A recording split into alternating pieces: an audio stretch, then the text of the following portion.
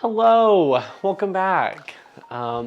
Still working on the intro, but it'll get there.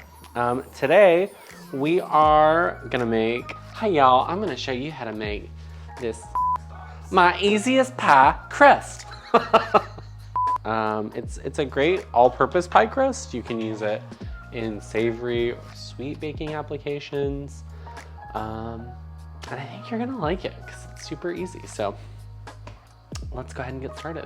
All right, so you want a bowl, hopefully appropriately sized, we'll see.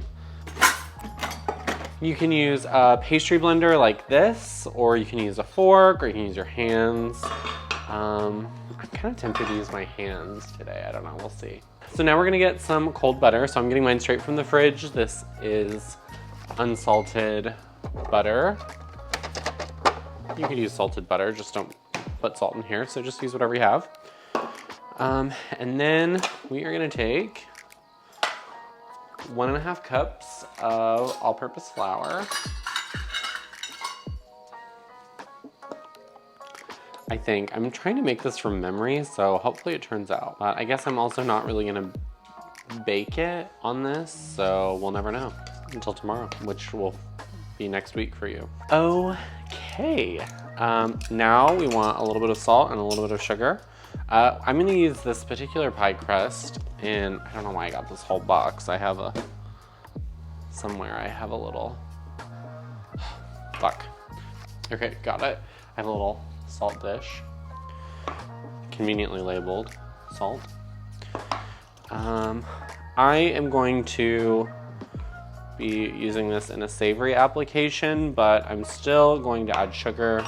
Sugar will help facilitate browning. So I'm just gonna add like a tablespoon-ish. You know, not enough to really add a ton of sweetness to the crust, but enough that it's gonna brown really nicely. Okay, and this makes one 8-inch pie crust. If you wanted, you could double the recipe and you would have enough to make like a full double crust pie or something like that, but I'm just making one 8-inch round. And lastly, you'll want to add your baking soda. And let's do a teaspoon. I think that's right. So we've added in our baking soda, and now we're gonna add in our butter. I've cut it into little cubes. I was gonna use this pastry blender, but my hands work fine. So what I'm doing here is I'm taking our little butter pieces and I am tossing them in our flour mix here. And so this is our flour, our salt, our little bit of sugar, and our baking soda just to coat them. So you can see that they're nice, maybe you can't.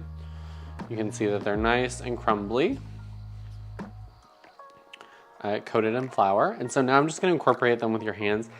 I have pretty warm hands, so I can't do this like for a really long time because otherwise it gets just like really, really loose and just turns into a mess. And so you're just gonna keep going. The idea here, just like technique wise, is really you just wanna like kind of like smush it and flatten it.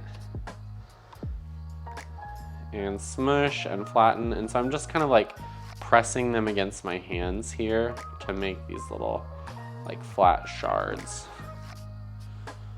And you just want to do this until all of your butter has been incorporated. And so now you have a mixture that is looking very like crumbly. There are different size pieces.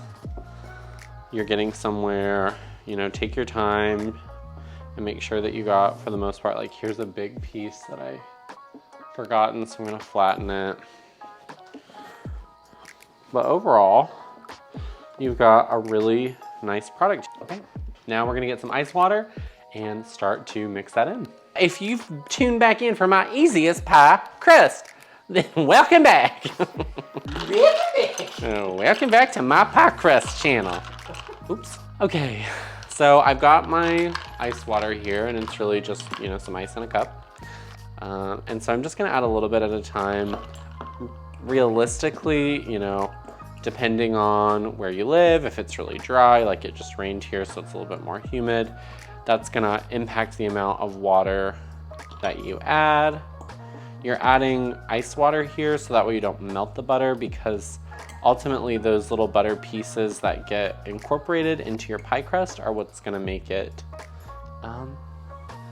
tender and flaky. And so I'm just stirring it in here with a fork, and it's starting to come together, as you can see. And we're just gonna add a little bit more until it all comes together.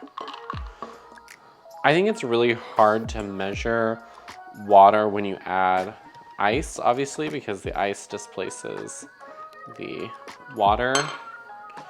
And so it becomes a little bit harder to measure. You really just want it to be moist. So like if you see at this point, I still have a lot of like crumbs in here, but I'm starting to get what is kind of a shaggy dough. So I'm not gonna add any more water at this point. I'm gonna flour my work surface a little bit, and I'm gonna dump it out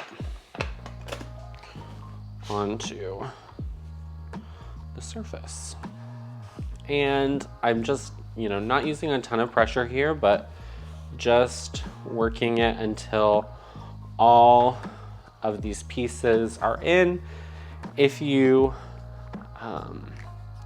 need this too much, it'll get a little tough. So, you wanna strike a balance between,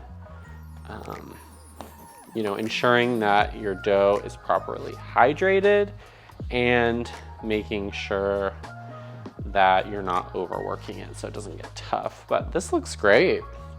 It feels great.